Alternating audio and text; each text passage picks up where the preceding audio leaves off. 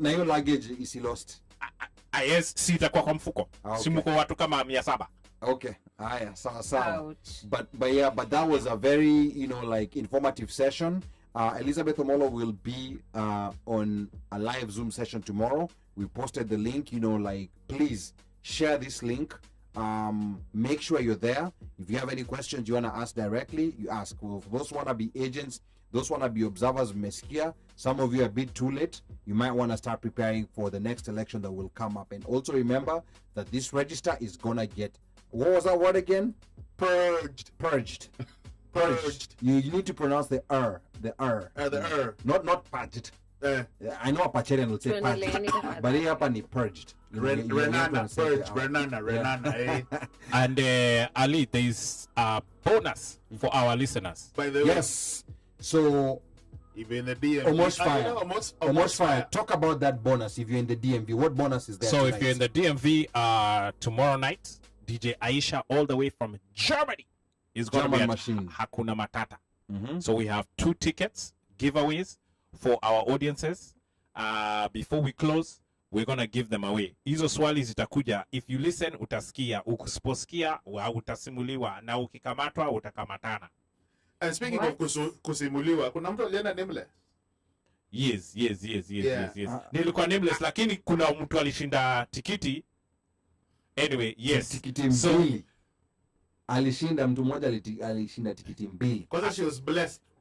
Aliblessiwa. Alipata mablessa. But your story tutaongea your story sasa zingine. DJ Aisha is coming in. We have 2 tickets for tomorrow night. Stay tuned. We're going to give them away for DJ Aisha. Hopefully the person who won last week will not. No, we're going. They are time barred. Okay, they're time barred. Okay, because that happened, I need to address it. I did reach out to Slay and OmoshFaya for this because I like to be accountable. And also I like when I show up here, I want to show up 100% authentically as I am, right?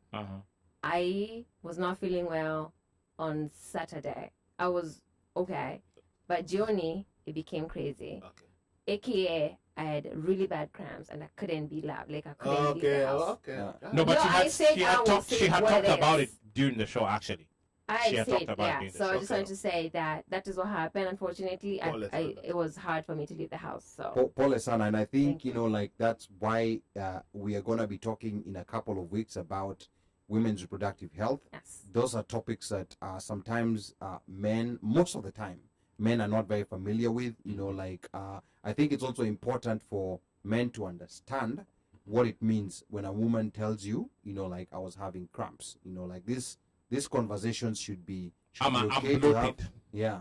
And those are the things that I think it will be a very enlightening conversation the day when we have a discussion about that. If we are friends on Facebook, please, there's a video I posted this week, and it's this there's a brand, I don't remember the name of it, but they have pain simulators, period pain simulators, and they went to this Cowboys, I think, event, like rodeo. the rodeo, yes. Yeah. And they had guys sit down and be simulated with the pain. Yeah. And this lady sat through mpaka level 10. Guys will get number 3, number 4, number 5, 7. They're like, please stop it. So you can check it. See, like we when we say we are in pain, it's not something that it's sababu tumezoea tunavumilia. That is something that we should. It's actually sometimes extremely debilitating that you cannot do things. Correct. Yeah. But some men want to legislate. Combust. Yes, they want to combust. Hata wataki kusikia. Supreme Court. Okay. They want to legislate. That's a conversation that we are gonna have. In due time. We will announce when we're gonna have that topic. But tonight, in our social segment, we have a very interesting conversation, and this is about your schooling experience. Do our educational institutions, or rather schools, kill the creativity of both children and adults? And this is an open-ended question. We expect different answers. So maybe for the people who are tuned in, you can start by just commenting and telling us your own experiences. your experience through school from kindergarten to university, do you feel, you know, like at some point there was some people talent you had? Some people went through nursery. Yeah, or nursery. Oh, kindergarten is here. Is it called preschool? You mean nursery? Nursery, the one for trees? Nursery. Nursery ni ile unapewa handkerchief iko na nini? Okay. Kakipino, alafu imeshika nini isipotee, so that you can blow your nose, alafu pre-unit. Unajua kuna zile pia, kuna zile KG1, KG2, hizo mnakumbuka ama hizo hamjui? KG1. Hiyo ni mkumbuki hizo hapa? Kindergarten. Hizo ni za wale watu wa purged. Watu wa purged. Okay. Watu wa purged. Mazee, you guys are on my case today. Sijui nilifanya nini. No, you don't worry, you don't be purged. So your experience in schooling, and you know that people who went straight to class 1. That's that's another concept. Yeah, Nairobians don't understand. Yes. The people who went straight to class 1. That was their first. Depending on age, sijui nini, when you were born, and then alafu pia na watu unajuana nao. Yeah, so it's very interesting how people experience schooling in different parts of Kenya, and I think those are the things I want people to share. But we want to know, whichever format of schooling you experience, do you feel at some point your creativity was stifled or was killed, or a talent that you had was suppressed because maybe you were told, or maybe it was implied that this is not something that you're supposed to be doing? I know, you know, like in our community, and when I say our community, I talk about Muslim communities. There are things like you see girls doing, for example, ukiona dem anapiga masama, unaambiwa hiyo tabia za kisichana. Unaambiwa hizo tabia za kisichana, and maybe this is someone who might become a gymnast or something like that. But unaambiwa hizi tabia za kike hizi hapa, wache kufanya hivi. So, and that's not only in the household, that's even in school. Even in school. So this is what we want to talk about. So we want to get, you know, like some comments on some of your experiences. And maybe at this point I want to introduce, you know, our other guest host. Panelist. Who was here last night? Dr. James Manwa. Okay. And actually, to provide context, you know, we were discussing over the weekend. He shared a TED talk, and in addition to sharing the TED talk, you know, that's when we were discussing about schools. And I thought, you know what? Because when I listened to the TED talk, I'm like, and now here, we probably got shafted. If let's say you are gifted in arts, if you're gifted in dancing, if you're gifted in music, in other embroidery, whatever, clothing, whatever, those things were killed a long time ago. And I want to give him the chance, I mean, to lay the foundation for the discussion. Dr. Omanwa. Yeah. Unapendaga kunipaka mafuta sana. Yes, but lazima. Yeah. But education to me has always been important. I mean, it's a cornerstone. Like, that's where you get to, you know, almost, it's one of those things that makes you transcend. Ergo, doctor. Oh, sorry. You transcend. Like, NASA did, I think, like a research early in either 60s or 70s, and they kind of figured out like 98% of kids born, when they're born, before they actually get to school, they're genius level, you know, like genius level. And then when they get to school, that creativity keeps going down and down and down and down and down. Then you wonder why, like, where do we lose that? You know, how do we ended up, you know, what kind of ended up being the end result of the research was that we are all put in a box and we are all almost supposed to be something. And the video that I shared with OneMic was the dude was arguing that education actually came out because in the 1600s, 1700s, when the British, England was more of a naval power, they wanted people to be able to be, they wanted charts that looked the same, so they encouraged people to go, they're all standardized. So they encouraged people to go and write the same, same handwriting, same everything, so that everything can look the same. School uniform. Yeah. And that's how schools came up. So the schools just picked up from there, And then now we are all, on that TED Talk, the dude talks of this kid who was, you know, she was just all jumpy in class, jumpy, you know, jumpy everywhere. And mtukutu. Yeah, exactly. Yeah. So the teacher goes to the mom and is like, hey, you know, this kid is just like, you know, she's energetic. She needs to chill out. Yeah, you know, what can we do? So the teacher is like, hey, I think let's try and see if we can put her in a dance class, because she dances a lot. Like she's also always twirling, you know. Let's put her in a dance class and see what happens. And she ends up being one of the most revered. Like now she's like, she does stuff for, I think, you know, I think the ballet in England, one of the key ballets in England and all that. But now she was saying that, what if this teacher had said that I need to be given medications? Like what to happen? Or like what my teacher told my parents, she needs to be given more work. And then I was given extra work in class because I'll finish my work 100%. Napata kitu alafu naanza kufanya vitu vingine kwa class. So my parents were like, I don't know what to do. She was like, you know, we're gonna give her double the work. Right. So like the idea even to think outside boxes, I couldn't even do that. But I'm not inserting myself into the principal dancer, No. but I'm just saying. Very true. What to alliance? But then, so we were talking with OneMic over the week. I was like, you know, we see a lot of people who come from like third world countries, they call now developed countries, that, you know, they weren't good in school, but then they come up here and they excel, you know, exceeding, like they just become like these Geniuses, students. Yeah. And then you wonder, like, I mean, we are always told that our education is kind of inferior. So how comes we're always excelling in the best country in the world? Like we're excelling, like really, really doing well, you know? So are we, have we accepted the fact that we are being told that our education is kind of, you know, backwards?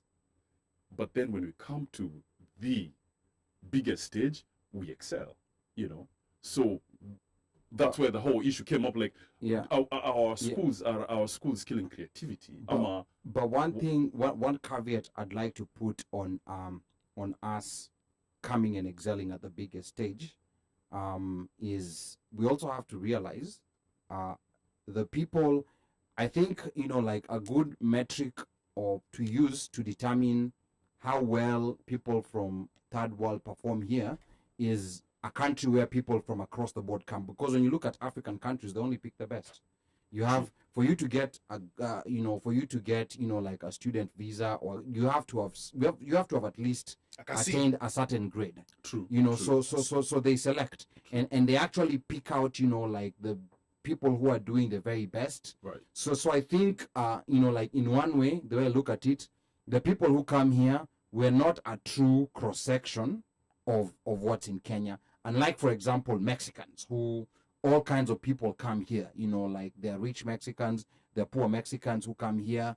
So I think that might be a better gauge. But I see your point on where you're coming from, because even a C, which is considered, you know, like not fit to, you know, like go into certain careers such as architecture or medicine, they come here and they excel. I know a lot of C students who became, you know, like doctors, some who became nurses, lawyers, until they became nurse practitioners, and a nurse practitioner is essentially a doctor. Right. So that's an interesting way to look at things. Now, before we go to Ruth, I want to say that do I think schools kill creativity?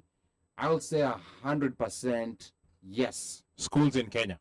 Not only in Kenya. And this is what I'm gonna say. Okay. So over here I'm gonna say there's an attempt to create, you know, like different programs for different students, you know, like there's an attempt to make, and it's different in different school districts. It's a mix and mash.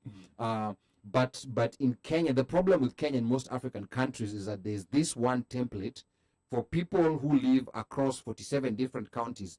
Very different, you know, like in terms of culture, very different in terms of so many different things, but you're given this one template and you're told this is what you have to do. And I believe that the saying CBC is trying to cure that now. But just going by my own personal experience, I went through the normal, like 844 system of education. And then when I got to high school, it was still the same 844 system. But in high school, I was fortunate to go to, let me not say the school, but I was fortunate to go to a school that had, it was going to trigger some people here. No, but I was fortunate to go to a school which had other programs beyond, just studying for the exam. They had different sports you could play. They had different clubs. There was this club called People, Places, and Plants. And me when I was in Form 1, I was wondering, what in the world is People, Places, and Plants? So there was all these unique things. People were playing chess, there was exposure to computers. Right. But then we were still tied to the fact that you're still going to be judged by how you perform in your exam. Right. So there was still a tendency to just want to stick to this one path. Then after high school, now I got to a whole different experience because I went to St. Mary's for IB. And that's when I was so shocked. Open book test. What in the world is this? I mean, nimesoma.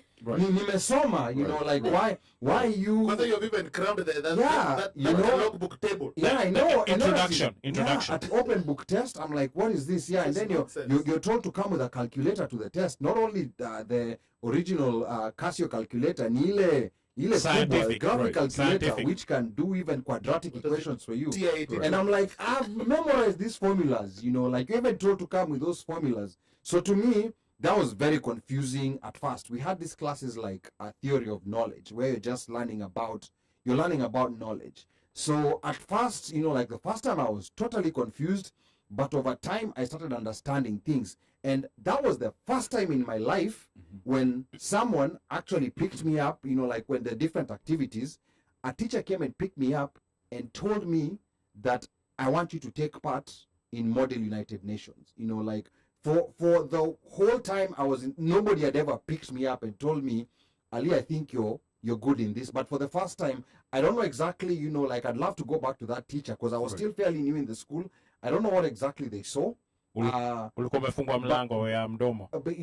they picked me. She was the teacher who was in charge of that program, and she was telling me, I'm not asking, I'm telling you, I want you to come and participate in this, where you go and meet people from so many other schools. So to me, that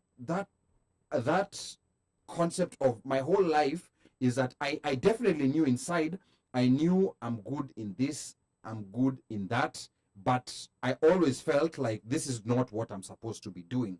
So you're focused on this one path, and that's where I feel like a lot of creativity was killed. And I believe so many other people went through some similar experiences in even for people who were pushed towards doing the arts and going into sports. There's some of those people might have been very good in sciences. So there's some people who are in sports who might have been very good in the sciences. True. But they were pushed in this other direction. True. Because maybe teachers felt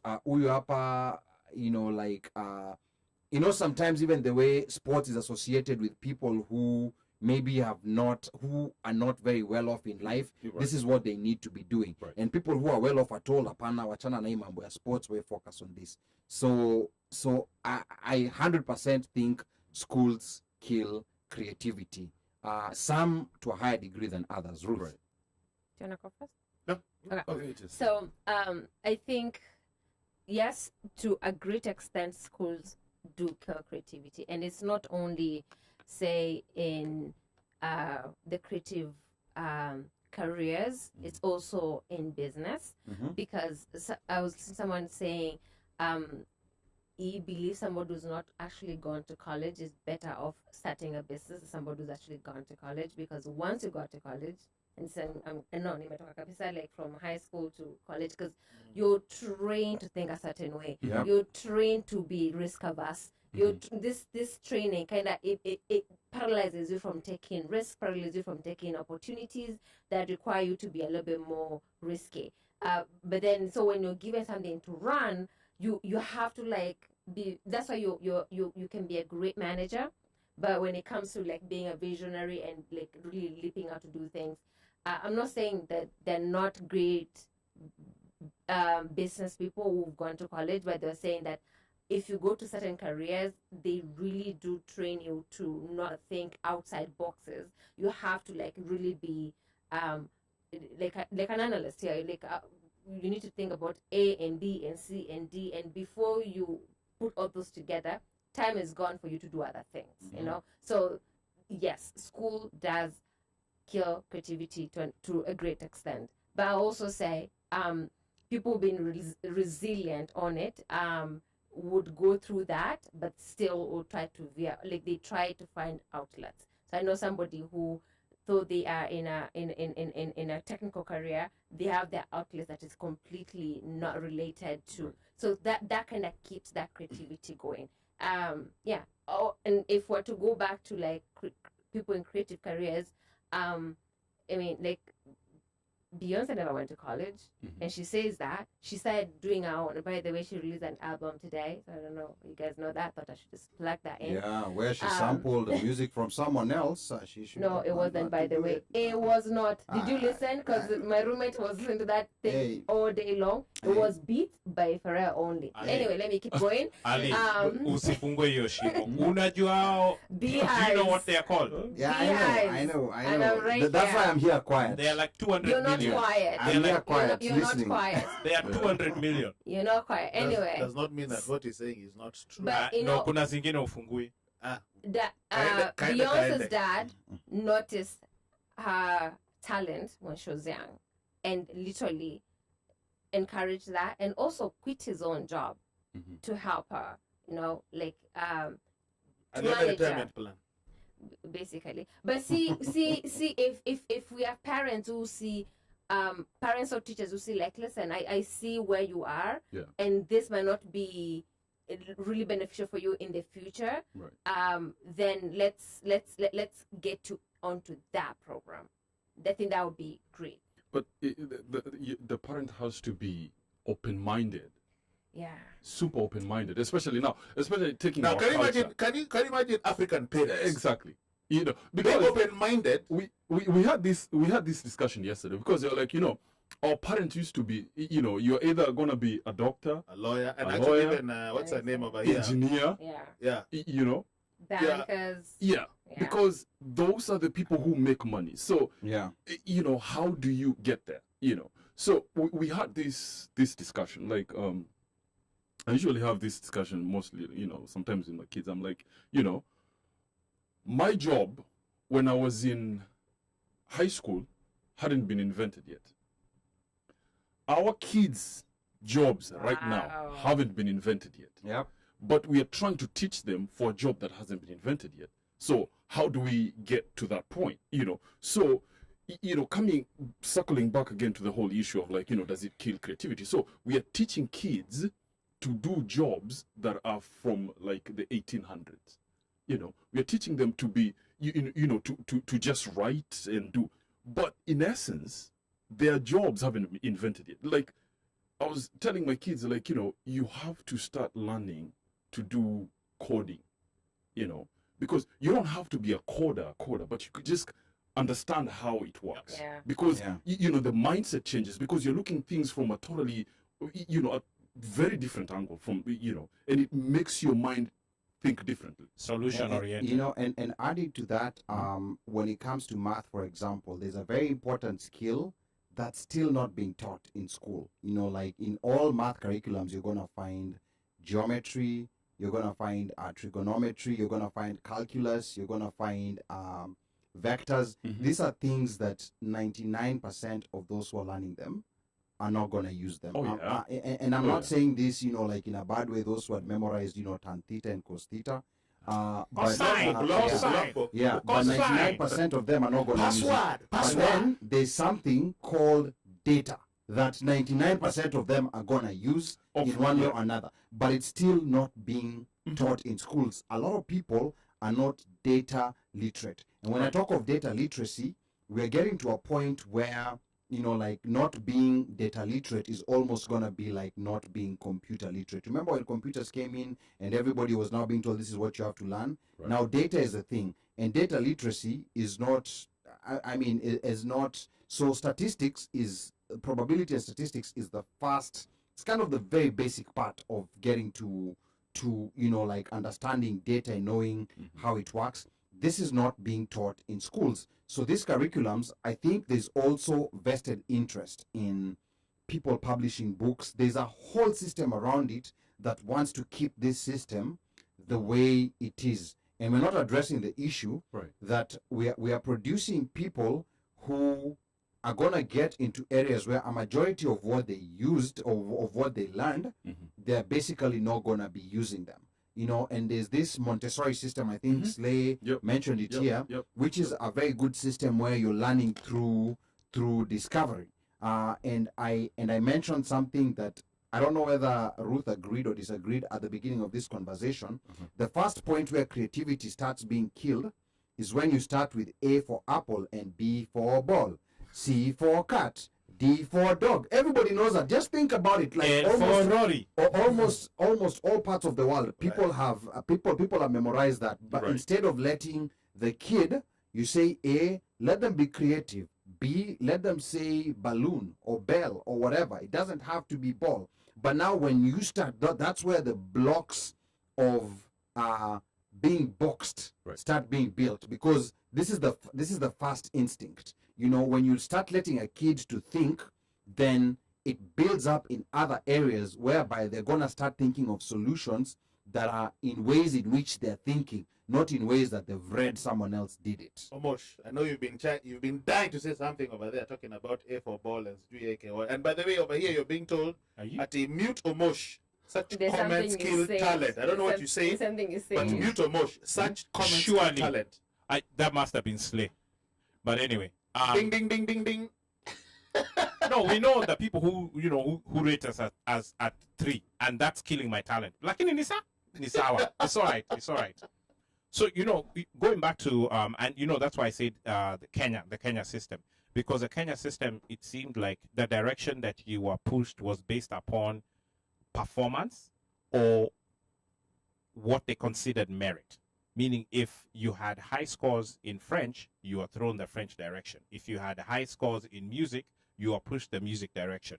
If you had, say, low scores at the end of the year, when say you're being determined whether you're going to go for the biological sciences versus the pure sciences or whatever you want to call it, then that determined your fate, which eventually determined probably where you would end up, whether you're going to go the medicine route, the engineering route, the civil engineering route, the architect route, and so the fact that I didn't test well does not necessarily mean that I don't have talent in that particular area. True. But we solely, and I guess our teaching system and our teachers, and that's thinking out of the box. It seemingly looks like it's not something that they are taught. They are basically taught, get the information, use a lesson plan, pass it on to the kids, grade the kids. The ones who get this percentile are the ones you want in this area. The ones who get this percentile go in this area. These other ones over here, they'll be in between. Maybe utawapeleka commerce. Ama wafanye, not even accounting. I don't even know what agriculture. Yes. You utakuwa mtu wa environment. Lakini, maybe mtu wa environment is a guy who's actually supposed to be the civil engineer. But he didn't hit that, B+. He hit B. Yeah. But that's the difference between who's actually picked. But when you go back to those people who end up getting selected for those higher institutions, by year 2, all of them have dropped out. Very few of them stick with what they actually started with, because they were picked based upon how they did on the exams, as opposed to whether that was their natural selection or direction where they were supposed to go. Whereas when we come over here, that's, goes back to, what Jimo was saying, is that, you end up at the point where now somebody goes to college and picks whatever they want to pick to go. And by you picking whatever it is that you want to do, you're naturally going to excel in it, because that's what you want to do, not something that you're being forced to do or somebody's putting you in that box, So, and that goes back again to this, creativity being killed. And for me, I experienced it. I loved French, but I could not. Pierre was not doing for me. It was not. So at some point, at some point they had to say, okay, we are cutting these chaps off, and these guys who've hit like say 85s, hao ndio watapelekwa, hao ndio watu walienda sijui Madagascar, sijui what was it, Reunion Islands. there was reunions, there was sijui Madagascar, sijui. And when you look at the chat, I'm like, the reunion. And then at some point hao ndio wanabeba hizo PSA do na wanaongea, and they're the ones who are going to Alliance Française, sijui nini, and you're like, kwani sisi we are chopped liver. But that was the order of the day, and that is how the system was set up. And it's not like, and I don't even know whether to date with this new, CBC or whatever it's called, whether that's actually going to change, even though they claim it's supposed to. I just don't see our teachers having that mentality of nurturing the talents as opposed to the academic, way of looking at things. Because for them, the ultimate goal is kila mtu ende uni. But uni may not necessarily be it, even though now they've introduced TVET. But TVET is still being still being looked at as a uni. Yeah. So it's finding that fine line of recognizing, and it starts from the home and having parents who can see your talent and push, and then when the teachers say this is the direction, say no, mtoyo wangu apelekwe huko. No, my kid has this talent, nini, and recognizing that doing things outside academia doesn't necessarily mean that you're going to be a failure in life in the future. I want to piggyback on what even Jemo said. When we talk about, Omosh, talking about how, starting off, kids at some point, wanakuanga filanga free. Back to your point, if, like you said, if that teacher had not noticed this kid, right? Probably, as you say, it would have been something else. Unfortunately for us, the programming that has happened to us has been transferred, because all that we know, or all that we have been led to believe, is that so many vijana muongeze pia bidii, mwisho wa kusoma mutapata kazi nzuri sana. Simple. That was, again, even us singing that song. Yes, yeah. Right? Amka kumekucha, kamata jembe na panga twende shamba. Right? Hata wewe karani, amka kumekucha. Maroon Commandos. What? And the idea is this. And it was at 7 o'clock every morning. Yes, man. Yeah, so that soundtrack, like, you see? Yeah, they don't see on the programming. Yeah. So it gets to a point where even if a kid probably is good at, let's say, playing with, unaona anaanza kuchukua radio, break it down and put it back together. You remember there was a kid who got a kid either from Sierra Leone, somewhere from West Africa, young kid who was doing things in the neighborhood, in the village. I think mambo ya steamer, just building stuff. My cousin was talking to my cousin the other day. He was telling me, him and his boy, they were so intrigued by how a radio works. So they would get a keyboard, they would know what they needed to do, they would do their own calculations. Hawajaenda kusoma mambo ya physics or whatever. But they know, okay, we're gonna put this over here, whatever, and then they make a radio, an arm, or whatever. Yeah. He was telling me he went Sharks the other day, found his boy, that guy with whom they were doing all this, and he's a kinyozi. The kinyozi. So now over there, we don't know what the system killed. Yeah. And we don't know what the system killed. Sometimes it's very simple things. My own grandmother, who passed away very recently, here in the United States while visiting me. Yeah. There's something very profound that she told me. Now, one thing that my grandmother was very good at, she used to be very good at what is it called? Kushona, crochet. And then she's also a very good cook. For those who've eaten food from, my other family members. I've never eaten there. Yeah.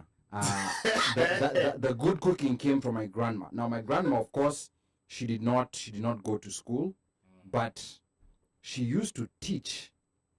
Wazungus how to cook. And at some point, you know, like nilikuwa nakaa, I just used to have these conversations with her.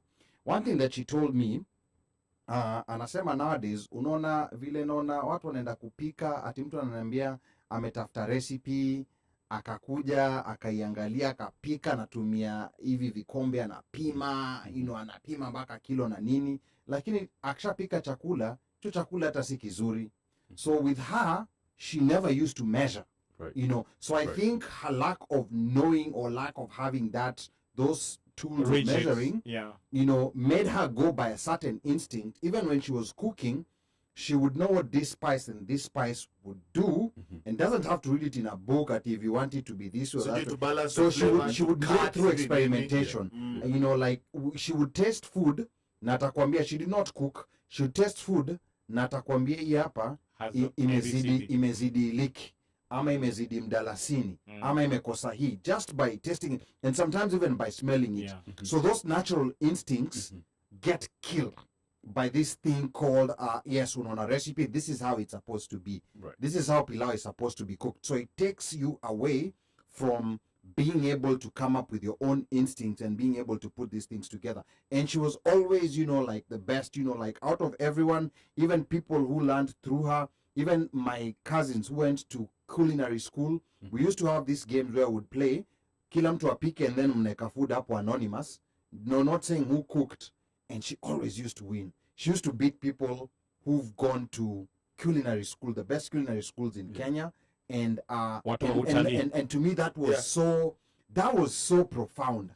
But it's not even your grandmother. Most of our grandmothers, there's a way they would cook food. Like I know my grandmother used to make another chai that ata nyumbani, even if mother makes, it's not the same as what Shosho would make. And they'd make it for a lot of people. They knew how to cook for a funeral, how to cook for a small gathering, and it was never off. It was consistent. Right.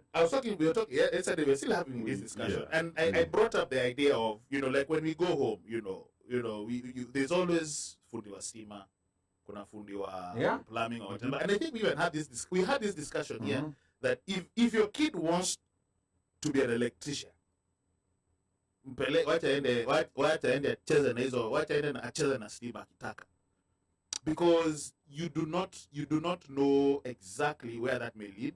So you find that what has happened for us here being parents, we do a lot of things because we can see what our kids want to do.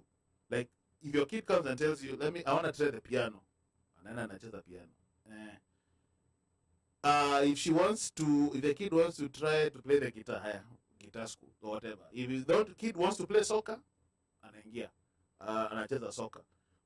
But the idea of the discussion we're having was like, if you notice that most guys who consistently probably have work in the 254, ni fundi wa stima, the plumber, 24/7, na carpenter / stonemason or whatever. The guys those guys, anywhere in the 254, always hawatakosa pesa. And then also, and I don't know if this is something that has been nurtured from when they were toys. We don't know, but they're like the things that our parents, they wanted us to be mechanical engineers, but not a mechanic. They wanted us to be electrical engineers, but not an electrician. But not an electrician. Because you find if you want to be an electrician, lawyer, counting, whatever. If you unataka kuwa mpishi, kwani wewe ni mwanamke? And when you talk about lawyers, people like what's his name, this non-lawyer who's been Okia Mtata. You know, this guy has been winning cases, and this is why I like the new Kenyan constitution. Under the new constitution, it allowed people who are not lawyers to file cases. Anyone could go file a case. Yes. And Okia Mtata has been winning cases that trained lawyers have failed to win. You know, one of the reasons why the diaspora was allowed to vote using an ID. Okia Mtata. You know, like cases, he takes cases that even a lawyer will tell you, apana, you achana nayo too, but he wins. Now, the late Kobe Bryant, he once said something that, and for those who are basketball fans, I think you're going to agree with me that over time, you know, like, of course, the 90s was the was the peak. I want to say was the peak of creativity when it came just to basketball and different things. Over time, you know, that creativity ni kama ilipungua. Even when you look at the slam dunk competitions, they've kind of become very stale. They kind of become very stale. But there was something that Kobe said, and there was another sports person who also said, in that saying that seeing a lot of parents nowadays push kids to programs when they're very, very young. You know, like to these very sophisticated programs whereby everything is so structured. They're not allowing the kid just to go in the court and just experiment. No ref, nothing. You're just out there playing with your friends, which is what most of them did. You know, like some of the most creative basketball players, you know, they used to play out in the streets with their friends. We're talking about Vince Carter. We're talking about even Michael Jordan. We're talking about Kobe Bryant. You don't see that creativity anymore because it's kind of like they're structured. They're told this is how you're supposed to do this. I get called skip to my loo. Skip to my loo. Yeah. You know, and all this. That was when you play street ball, like in street ball. And he played in the NBA for street ball legends. And you have people like Gary Payton. The professor. You have people like Gary Payton who also played a lot of street ball, who tells you even today that there were some guys he's not even understanding how they were not in the NBA. He wasn't the best out there, but there were some guys who were there who were so good, so creative, but because of one thing or another, they never made it to the NBA. So again, it's not only schools, it's these structures or even these institutions. We were talking about sports academies. And they have their role to play. I'm not saying that they're not supposed to be there. They have their role to play, but then they kill a certain instinct that especially a kid who's not afraid has. Ruth menyamaza sana. No, like, let me say, we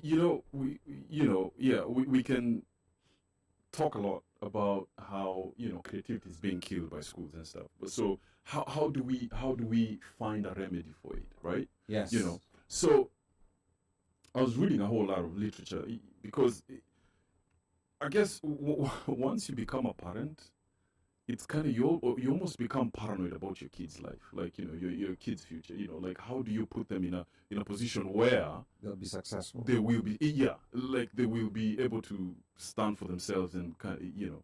And I was reading this article where this dude was, you know, arguing about the whole creativity being, you know, dying in schools and how they can actually solve it. And his point was we need to start teaching critical thinking from a very early age, you know, because critical thinking embodies things that, you know, the kid hasn't even thought about, like, you know, but his mind can be in a position where they can go through a problem, you know, without getting stuck. Now, the other thing that we take for granted, especially us people who come from a country that speaks more than 2 languages, is that ability to speak more than one language makes your brain think and process more issues way better than somebody who speaks only one language, and that's proven, you know. But it's like we don't take that as you know, like an advantage. We don't think of it that way, you know. So coming to the whole, you know, how do we critical thinking? You talked about Montessori schools, you know, and that is one of the big, like, I was telling my mom, we were having this story about, like, you know, how, you know, kids are getting all addicted to screens everywhere. And I was like, what we don't realize is that all these bigwigs in Silicon Valley, their kids go to Montessori schools.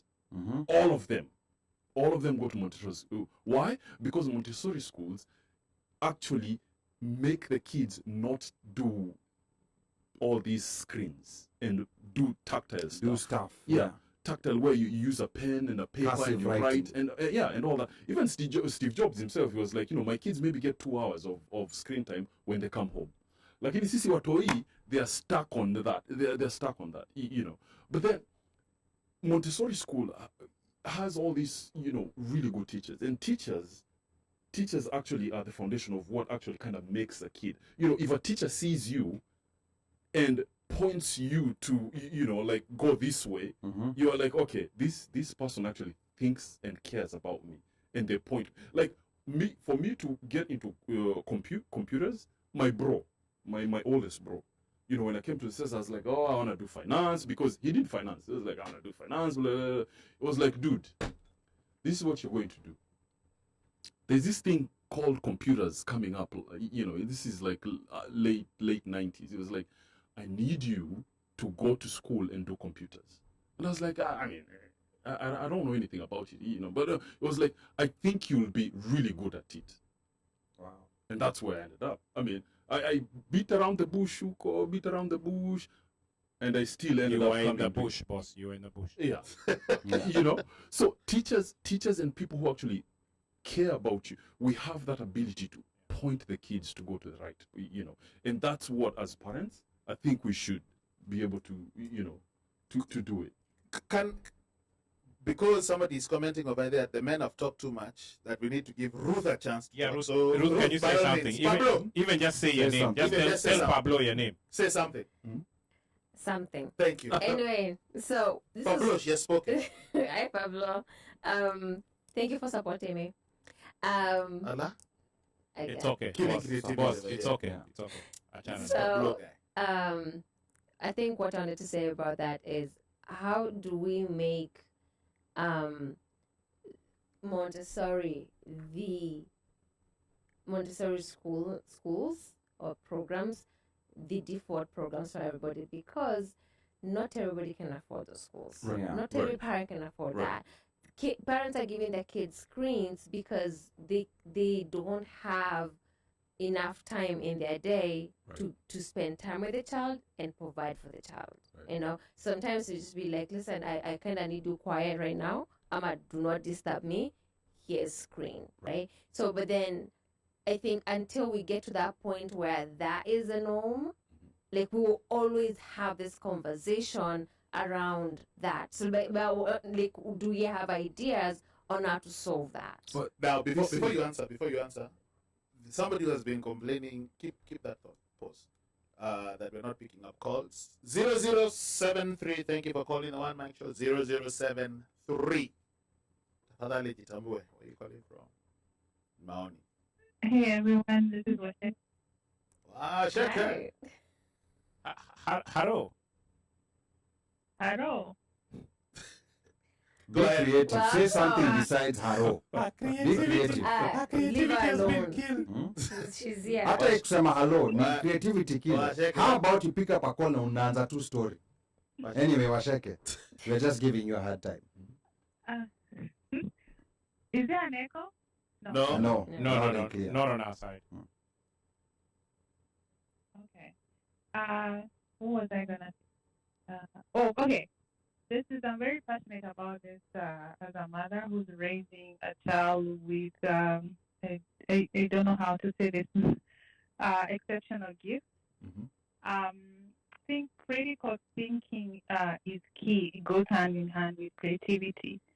And my daughter, I've always worked hand in hand with the teachers, and my goal has always been, I don't want her to know what 1 + 1 is. I want her to be able to explain to me what it means, because I think the way we lose our way with creativity and critical thinking, we just want them to know the answer, but they can't really go back and explain. And, you know, being able to critical think is also a way for them to explain themselves, be able to voice their opinions.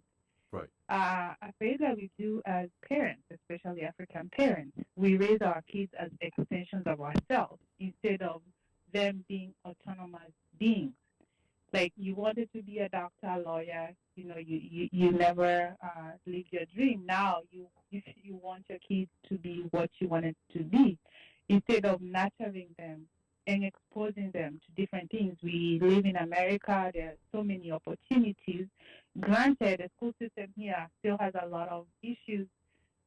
With teachers complaining they're not teaching the way they want to teach because they're forced to teach test taking. It's also an issue here in America. So as a parent, you have to be very involved, you know, with your children to make sure, you know, they're getting the very best and nurturing their talent. But I know I'm speaking this from a point of privilege because, you know, I'm able to. But there are a lot of parents in a low socioeconomic demographics that don't have that privilege. You know, parents are working all hours. They come home tired. Their kids are left with grandparents. or people that cannot be able to help them and nurture those talents. So even though America has a lot of opportunities, it still has the same problem we have in Kenya, because you know, we're just all these tests, you have to pass the test because schools are graded and ranked based on their performance, and that's how people decide to, you know, buy homes. If you have school-age children, you look at that area, you look at the ranking for that school, and then you decide if you're going to buy a home or there. It ends up affecting the you know, property values. Prices for the whole those areas. So it's not a perfect system. So it's out for us parents to really, you know, work with our kids and nurture them to make sure they are getting the very best. And for me, like, critical thinking is key, and creativity. Just let your kids be kids. And there's one thing, like, I'm so against is homework. I'm so against homework, especially like from like kindergarten to 5th grade. I don't think homework really helps. I mean, a kid has been in school all day. Maybe as you know, as a parent, you work until 5. So between it's that 3 and 5, maybe they go to after school, and then you pick them up at 5, and then they come home. It's family time, dinner. They shower. You want to read them a book. I mean, what time do they have for homework? So I feel like that free time they have, those 2 hours they have in the evening, is time for them just to be kids, go play outside, or just engage in other things besides books. So I'm an opponent of homework. I thank God the school my daughter goes to, they do not believe in homework at that elementary stage. So I'm just so against homework. I don't think really homework helps at all. We just overload our kids at such a young age.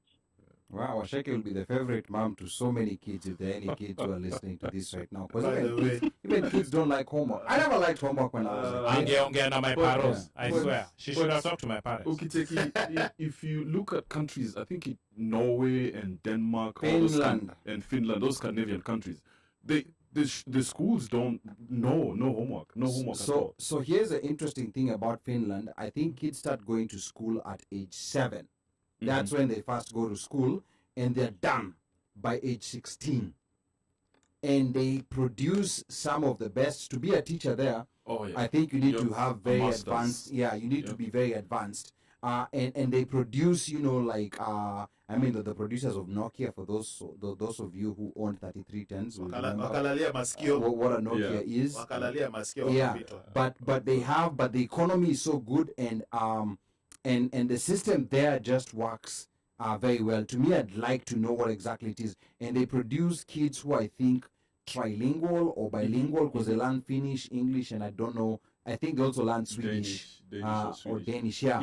So within this very short period, so we need to figure out how they are doing. So Asheke, Asante Sana, thank you so much for your comments. Now, another quick point I wanted to bring in that's problematic, which may not be necessarily about creativity. You are the last party. Is about how people are taught. We've done debates in school. Debates were very popular, whereby you're told you pick a side and you pick a side, and then come and duke it out, disagree, and I think that is problematic, which is also how our politics is structured, which creates a lot of problems, whereby we're in a situation right now where we say that we live in a democracy. 2/3 of America is in support of term limits for the Supreme Court. But this 2/3, with the political system that we have, has no way of changing that because of the system that we have. So the problem with debating, and this is coming from someone who used to do a lot of debates, but later on as I grew up, when I was thinking about it, I'm like, mnambom debate, shule za bweni ni bora kuliko hizi shule za siku. And I'm like, sasa wewe pick a side. You are not asked for your opinion. You're not asked for what you thought. You're just told, you pick a side, shule za bweni, and whatever these other guys say, before you start speaking, you bash them like burukenges. And that's how people have learned how to debate. And that's the reason why in today's world, where these debates have been amplified on social media, people are no longer seeing eye to eye, even family members, because of positions people are taking. Because you know that this is my position, this is exactly what I'm supposed to be thinking, and the other person is ukoko, this is what we're supposed to be thinking. And that's one thing that I would change, because we're now talking about solutions to get our kids out of this. Vitu kama debate, you know, like teach your kids, for example, how to debate, and when they're debating, you tell them, I challenge you, you know, like find your own opinions, find someone who maybe is disagreeing with your own opinions, listen to what they're saying, and from whatever they're saying, I want you to pick what you think is reasonable from what they're saying. Rather than try to bash what you don't agree with, try to pick the reasonable part, and this other person challenge them to do the same thing. And the winner is the one who actually is able to learn something out of what the other person was bringing in. Rather than this thing of you bring your point, we bash each other, and then at the end of the day, you know, I claim that I'm the winner because I say this I think it's the Mossad. Is it the Mossad or one of those, whatever, for Israel? The Secret Service? Yeah, one of those, yeah. So what they do, apparently, if they're just giving, like, you know, like, if they want to take out somebody or, you know, something or whatever, they will put these guys, these top generals, supposedly, 10 of them in a room, right? So 9 of them will agree, like, okay, we need to take care of this, and then they will designate one of them. Out of those 10, they will designate one of them to argue as to absolutely why we shouldn't do it. Like, you know, you give all, you sit there and argue, not like, no. Give logical issues why we shouldn't. How, if we do it, the blowback to us will end up being. So we need to see a perspective that we're not seeing. Yeah. You know? So tell us. So, you know, and I found that very interesting. So this kind of ties back to critical thinking. And then, not only that, now you create this layer of public speaking. What we really don't teach our kids, you know, public speaking is really important. I think who was this dude for Berkshire Hathaway, this billionaire? Warren Buffett. Buffett. He's saying bowling bill a budget. Public speaking is one of the most important things you can ever do to teach your kids to, you know, because most of us freak out when it comes to public speaking, you know. Now, personally, I can't say that I'm a pro on that, but I try to encourage my kids. Like, you know, when we're sitting, we're eating, I'm like, okay, you argue something logically. You know, say something, but don't just blah, but give a logic onto why. You know, we are losing that. Especially our culture doesn't support that. Yeah. Okay, rather, let me say, let me talk about. When the way we grew up, we weren't taught to be like, mzee akiongea wewe unanyamaza. Yeah. You can't argue back. You are there to be seen, not to be heard. Yeah. And actually, the funny thing is, talk is a problem. OmoshFaya says allow kids to have and voice opinions at a young age. And even when they say something ridiculous, let them give their strength of their reasoning, you know, rather than you just dismiss it.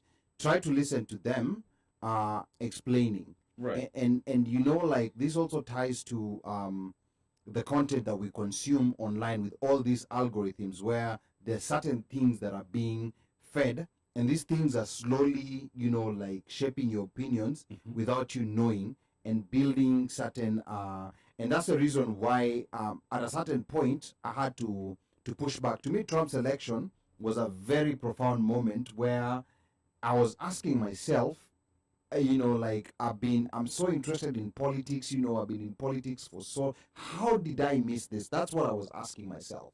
How did I miss this? You know, so I took a detox. I actually stayed away from media for quite a while. You know, like, I wasn't reading. I wasn't reading, you know, like, I was like just trying to self-reflect, like, how, I mean, this thing that seems like it was, you know, like hidden in plain sight, how did I, because I was talking to myself now, how did I miss this? How did so many people miss this? Not only me, even people who do this at an expert level. How did they all miss it? So at a certain point, I slowly started coming back. And the one positive about Trump's presidency, it made people start interrogating things that we never used to interrogate normally, even here on the show. That's what it and so many other things. I discovered there's this app called Ground News. I don't know whether any one of you has come across it. What I liked about this app, I rarely pay for apps, but the app has a free version. You can try it. It's called Ground News. What I liked about it, or initially when I start, so there'll be a breaking news, a headline, and then they're gonna give, you know, like kind of like a chart showing how this story has been covered by different publications, from the extreme left to the extreme right to what's in the center. And then they go break it down piece by piece. They're saying this article, it's on the extreme left, but it has mixed factuality.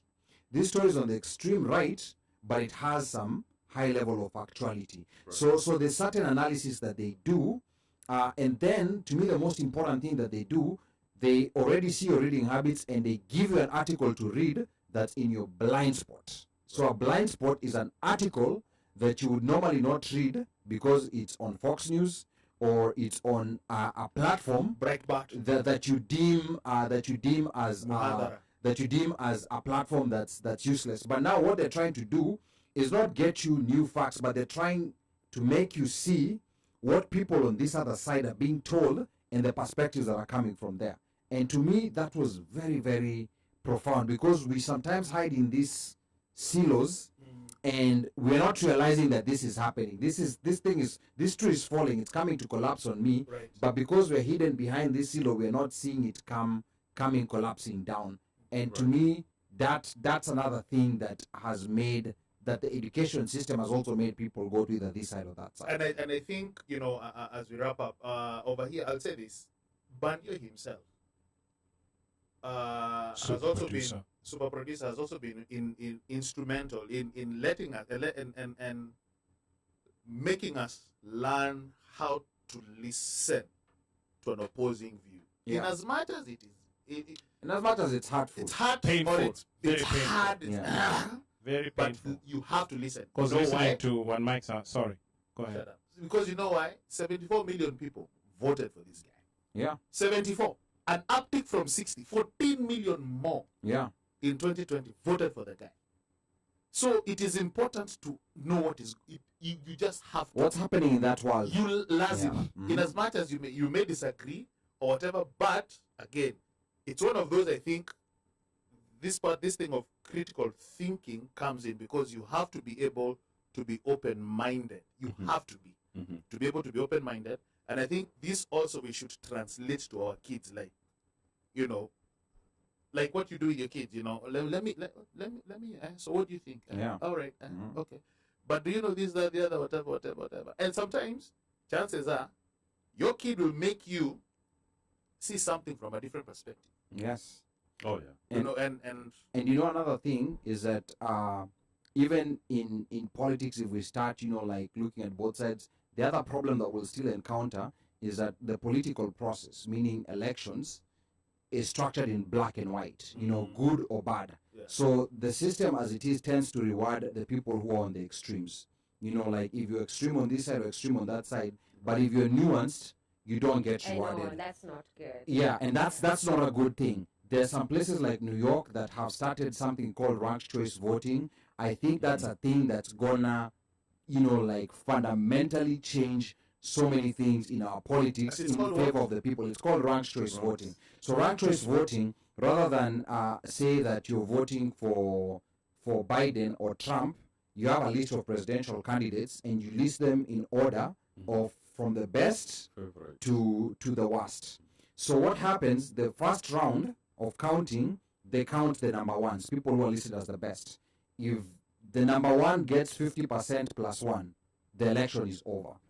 If that doesn't happen, if the number one doesn't have more than 50%, the person who's last is I think what happens is eliminated, the person who's last on the list. So let's say if there are 7 candidates, the number last will be eliminated. And then now, they're going now to the second choice. Now this is where mambo happens. You could have been the one who won the most votes in the first round, but in the second round, because you're so divisive, no one picked you as number 2. Other people put you at number last. So that means at number 2, you become last in that second round, meaning you've been eliminated, despite the fact that you had the highest number in the first round. So they keep doing that until they have one person standing. And typically that last person standing is this person Katikati, who was a bit nuanced. People don't like him so much and people don't hate him so much. So it starts rewarding those people who are not on the extremes, but they look at things realistically. You had a question? Oh yeah, I'm confused about that. I mean, don't get me wrong, the outcome might be good, but like, listen, we just had our voting takes forever to happen. Yeah. We just had our voting takes forever to happen. Why are we doing it like? No, but what's the cost of having a process that takes one day to happen, and then you're stuck for 4 years? What would you rather have? Would you rather have a system? I want a popular vote, period. So yeah, it's still popular. It's still popular. If you hit 50% plus 1, there's no second round. There's no second round, because the problem when you have a lot of candidates, that's where, you know, like that's how Al Gore essentially, you know, lost Florida. That's Clinton lost too. That's how Al Gore lost Florida. So that's why this eliminates that that notion of you know, like this other candidate is a spoiler, because there's several opportunities, you know. So if you know, like maybe you are number 1 with 30%, but when it comes to the second choice, a lot of people are not choosing you. That says something about you. Wahenga walinena kilicho na mwanzo hakina budi kuwa na mwisho. Meli imetia nanga. We are about to wrap this puppy up, so I know you wanted to say something, so you're parting short, my friend. Oh no, I was just about to say, like, the voting, rank voting, actually makes almost the candidates not to be too extreme, because, you know, you have to win somebody. Okay. You know, you really need to win somebody. So you want to be number 2 also on someone's list. Yeah. Versus what we have right now, where we have extreme. It's like we no longer have moderate Republicans. You know. I know. Those are gone. Yeah. Yeah. So even Democrats are really going to the left. Yeah. Now, Liz Cheney are the ones who are considered moderate, and they're also going. But they're also losing. They're also on their way out. Yeah. And if you listen to Radiolab did a very good show called I think Tweak the Vote. My podcast. I've listened to that episode. Absolutely lazy down, and it's interesting and just really good. But yeah, I just want to say thank you for letting me come in today and just rant for a little bit, and you know, hopefully I'll be invited again. Did you learn any siasa in the first segment? Oh yeah, oh hell yeah! I'm just blown away, but you know, just the intricacies of the whole voting and all that. You know, because at home we remember it got to debe. You go, you just drop that thing in. You know, not knowing what happens behind the scenes and how everything. It was really informative, really informative. Yo. Again, to our fans, thank you. And thank you for having our IEBC guest, Miss Omolo, I think, or Miss or Mrs. For chambualing us, and on the OneMic show, the debut. It's the first time ever anybody in the US has seen the sample Kenyan ballot. We got to see the 34A form as well. So we are familiar with these things now, and we can probably even speak on them. But at least we now we understand, you know, the issues that were raised or brought up in 2017. You know, it's amazing. Someone asking what happened to DJ Aisha tickets. Wow. You know what? Who's the person who's asking about DJ Aisha tickets? Slay. I think she wants to give the tickets again to no, we're not having a repeat performance. Slay is disqualified. In fact, since we're talking about that and we're about to wind up, and DJ Aisha is on tomorrow. It's not midnight yet. On tomorrow at Hakuna Matata from I think it's from 10 p.m. We will give two tickets to the first person who calls into the show. What's the phone number? 202-683-4570. Press *5 to speak. You need to be local, Slay. With that said, I'm gonna say goodbye, but let's wait and see who's gonna call in so we can give those tickets out. I'm on it. I'm waiting. Hello, guys. So it's hello and goodbye at this point. It was really nice spending time with you guys again. As usual, it's always an honor to have conversations that, like, I really do look forward to the Fridays I'm here. So thank you so much for making it happen. And for tuning in. We wouldn't have the show if you guys are not there. And for IEBC, Ms. Omolo for being here. That was a really good session we had with her, and the things we got to learn. I've never voted in Kenya, so that was really good to know how that happens. And for the rest of the crew, thank you for being here. Good to see you guys again. Yeah, it's always great. One reason why I love having Ruth in the show is that we get these perspectives that we sometimes don't have. You see, for example, she's not voted in Kenya. So there's certain things that we take to be, like it's obvious, like this is something that someone knows, but we're coming, like that 3-day thing. That was so normal, like we knew. I never remembered exactly how many days, but I always knew, like a few days before the elections, campaigns, like completely stop. They cease to exist. Right. You have to pull down your posters and everything. They cease to happen. But that's something that is not there in the American culture. And with people who are coming to vote for the first time in a Kenyan election, I think it's important for them to know such details, even small intricate details about, like your finger, the ink that's put on your finger. We have a very manual system. That ink is to show that you voted. Remember, even back in the day, there was no database that will show that this guy voted over there. So when you go to another polling station to try to vote again, they just look at your finger. Where you guys? That was the analog way of doing it. And knowing that once you have that, ink cannot be within 400 feet of a polling station. That was good to know. That's also another interesting thing to know, and that's why we like all these different perspectives. At a certain point in August, we're gonna take a break. We haven't decided exactly when it's gonna be, because at PSCC we need a break. We love the OneMic show, but we also need a break. We also have lives to live, True that. So we will communicate with you effectively on when that's going to happen. And I think by the next time after the break, by the next time we're coming back, we will be having a new president. I can't tell you who it is. I already know. The 5th. I can't tell you who it's going to be, but we're going to have a new president. And I think... and I think we're going to have that opportunity to start seeing things differently in Kenya, because there's been a lot of complaints, a lot of issues in the last 10 years. So we are hoping that we are hoping whichever Baba wins will be able to take us to the next level. Kwa hayo machache, yeyote ambaye anataka kunipigia simu, nambari yangu bado ni ile ile 1-800 mteule. Na operator akishika simu, mwambie mtaka kusema na mjukuu, na akikuuliza ni mjukuu yupi, kumbushe ni mjukuu yule yule wa Masai, because I'm Kenyan by blood, American by design, Masai by choice. Sichagui, sikagui na sibagui. Kwaheri. Aiden, Daddy loves you. Jerry, Daddy loves you. Nemo, Daddy loves you. Until next week, be blessed. DJ, matacharibu na boss kale. Togende.